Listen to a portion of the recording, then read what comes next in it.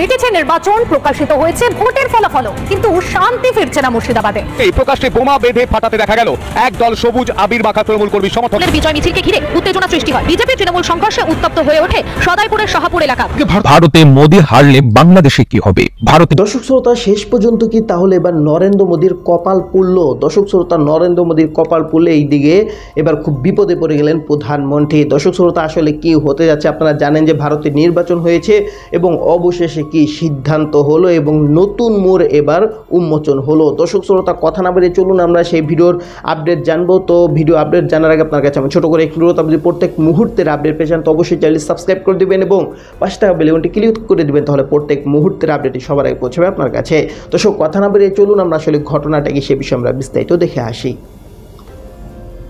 ভারতে মোদি হারলে বাংলাদেশে কি হবে? ভারতের লোকসভা নির্বাচনের দ্বিতীয় ধাপ অনুষ্ঠিত হয়েছে।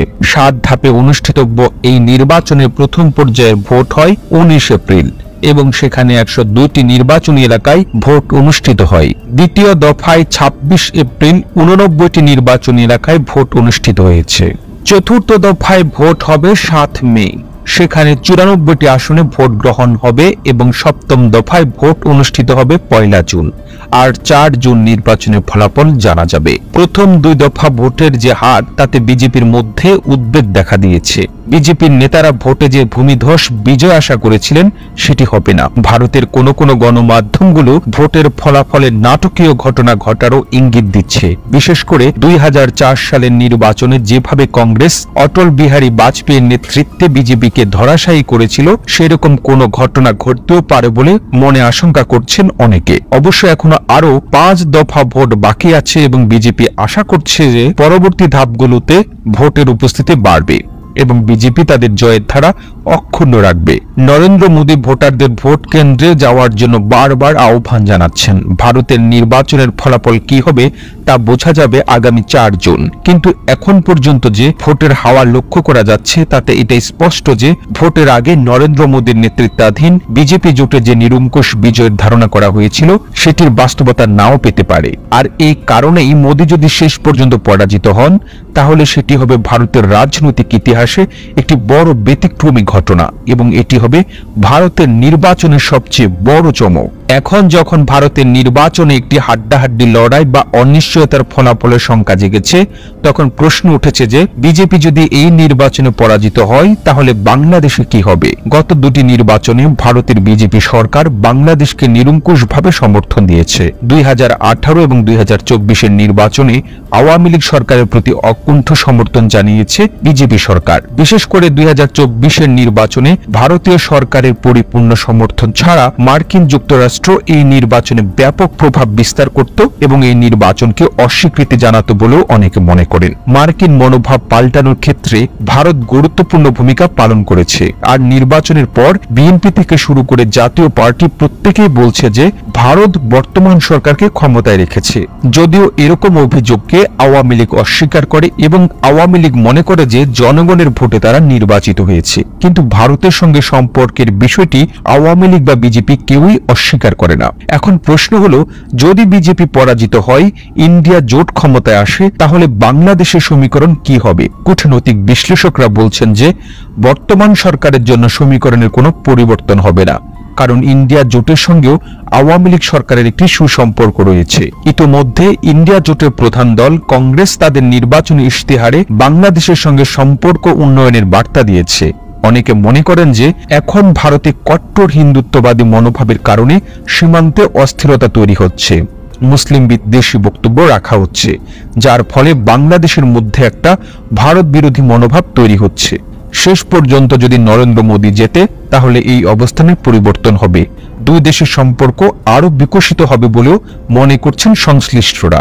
এই প্রতিবেদন তৈরিতে তথ্য ও উপাত্তের সাহায্য নেওয়া হয়েছে জাতীয় গণমাধ্যম বাংলা ইনসাইট। তো দর্শক, আপনার ভিডিওটি দেখলেন। ভিডিও দেখে যদি আপনার কোনো মন্তব্য থাকে তাহলে অবশ্যই কমেন্ট বক্সে আপনার মূল্যবান মন্তব্য জানিয়ে দেবেন। দর্শক, এখন আমরা পরবর্তী আরেকটি ভিডিও দেখব, যেটার দ্বারা আমরা আরও কিছু তথ্য আমরা জানতে পারবো। দর্শক, চলুন আমরা সেই ভিডিওটি বিস্তারিত দেখে আসি। শাসককে প্যাঁচে ফেলতে প্রস্তুতি টিম ইন্ডিয়ার। দিল্লিতে শরিকদের সঙ্গে দফায় দফায় রণকৌশল বৈঠক অভিষেকের। দিল্লিতে এসপি এবং আপ নেতাদের সঙ্গে বৈঠক, আর মুম্বাইয়ে বৈঠক উদ্ধব ঠাকরের সঙ্গে। বিরোধীরা চাইছে এনডিএ সরকারের ওপর শুরু থেকেই চাপ তৈরি করতে। अब की बार 400 পার তো দূরের কথা, 300 বেরোতে পারেনি এনডিএ।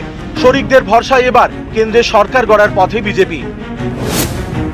9 জুন তৃতীয়বারের জন্য প্রধানমন্ত্রী হিসেবে শপথ নেবেন নরেন্দ্র মোদী।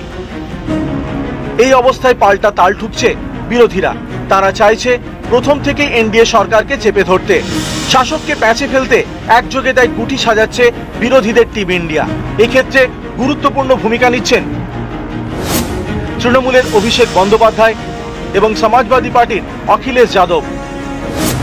এবার উত্তরপ্রদেশের সমাজবাদী পার্টি পেয়েছে 37 আসন, বাংলায় তৃণমূল পেয়েছে 29 আসন। ফল ঘোষণার পরের দিনই মমতার দূত হয়ে দিল্লিতে পৌঁছে যান অভিষেক। তারপর থেকে দফায় দফায় করেছেন রণকৌশল বৈঠক। বুধে ইন্ডিয়ার বৈঠক, বৃহস্পতিবার সকালে প্রথমে সমাজবাদী পার্টির নেতা অখিলেশ যাদবের দিল্লির বাড়ি যান অভিষেক। দুজনের মধ্যে প্রায় 45 মিনিটের মতো কথা হয়। পরে অভিষেকের দিল্লির বাড়িতে যান আম আদমি পার্টির 2 শীর্ষ নেতা সঞ্জয় সিং এবং রাঘব চাড্ডা। প্রায় আধ ঘন্টা বৈঠক করেন। এরপর রাতে মুম্বাইয়ে মাতোশ্রীতে উদ্ধব ঠাকরের সঙ্গে বৈঠক করেন অভিষেক বন্দ্যোপাধ্যায়। अभिषेक बैनर्जी और डेरेक ओबरॉन मुंबई में आकर, मातोश्री में आकर उद्धव ठाकरे शिवसेना पार्टी के से एक लंबी बातचीत हुई। नरेंद्र मोदी और उनकी भारतीय जनता पार्टी, उनको बहुमत नहीं मिला है, फिर भी वो सरकार बना रहे हैं। खिचड़ी पकाने की कोशिश चल रही है। डाउट है ये खिचड़ी ठीक से नहीं पकेगी और देश का नुकसान होगा, अनस्टेबिलिटी रहेगी। ऐसे में देश हित के लिए हम क्या कर सकते हैं, इस बारे में जरूर एक दूसरे के साथ हम लोग बात करते हैं। এনডিএ সরকারকে কিভাবে শুরু থেকে চাপে ফেলা যায় তার প্রস্তুতি শুরু করে দিয়েছে বিরোধীরা। তৃণমূল যেমন বঞ্চনা ইস্যুতে লোকসভায় প্রথম থেকে সুর চড়াতে চাইছে, এছাড়াও বেশ কিছু অস্ত্রে শান দেবে বিরোধীরা, যেমন কেন্দ্রীয় এজেন্সির অপব্যবহারের অভিযোগ, মূল্যবৃদ্ধি, জিএসটি। এছাড়া সেনায় চুক্তিভিত্তিক নিয়োগ প্রকল্প অগ্নিপথের বিরোধিতাতেও এক সুরে সরব হবে টিম ইন্ডিয়া। 24-এর ভোটের আগে নানা সময়ে নানাভাবে অভিন্ন দেওয়ানি বিধি এবং এক দেশ এক ভোটের পক্ষে সওয়াল করেছে গেরুয়া শিবির। এই দুটি ইস্যুরই চরম বিরোধী তৃণমূল। এরপরে তো শুনছি ইউনিফর্ম সিভিল কোড করবে, কি শাড়ি পরবে, কোন ধর্ম মতে পড়বে, কে কাকে বিয়ে করবে। এটা মহা আশ্চর্যজনক এক দেশ হয়ে গেছে। ওয়ান নেশন ওয়ান ইলেকশন মানে দেশে আর নির্বাচন হবে না, ফেডারেল স্ট্রাকচার থাকবে না, রাজ্যগুলো থাকবে না, দেশে নির্বাচন হবে না। এটা স্বৈরাচারী একনায়কতন্ত্রে সন্ত্রাস যুক্ত স্বৈর সন্ত্রাস সরকার তৈরি হবে। অভিন্ন দেওয়ানি বিধি এবং এক দেশ এক ভোট, এই দুই ইস্যুর বিরোধিতায় এবার লোকসভাতেও বিরোধীরা ঝড় তুলবে। তারই রণকৌশল ঠিক করতে বারবার বৈঠকে টিম ইন্ডিয়ার শরিকরা। তো দর্শক, আপনার সম্পূর্ণ ভিডিও দেখলেন, আর সম্পূর্ণ ভিডিও দেখে যদি আপনার কোনো মন্তব্য থাকে তাহলে অবশ্যই কমেন্ট বক্সে কমেন্ট আপনার মূল্যবান মন্তব্য জানিয়ে দেবেন। তো সব কথা বলতে বলতে আমরা ভিডিও শেষ পর চলে এসেছি। ভিডিও শেষ করার আপনার কাছে আবার অনুরোধ করছি, প্রত্যেক মুহূর্তের আপডেট পেয়ে চান তো অবশ্যই চ্যানেল সাবস্ক্রাইব করে দেবেন এবং পাশে থাকা বেল আইকনটি ক্লিক করে দেবেন, তাহলে প্রত্যেক মুহূর্তের আপডেটটি সবার আগে পৌঁছবে আপনার কাছে। দর্শক, বিশেষ করে সবাই ভালো থাকবেন, সুস্থ থাকবেন। আল্লাহ হাফেজ।